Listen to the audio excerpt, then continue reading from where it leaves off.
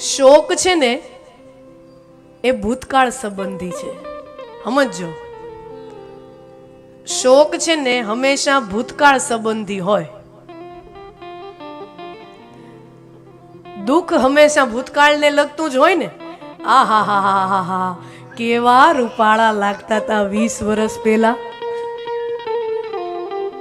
સ્ત્રીઓ આરીસો જુએ ને તો વળી કદાચ એને થાય, આ હા હા હા હા હા, 30-40 વર્ષ પહેલા કેવા લાગતા હતા, કરચલી થઈ ગઈ.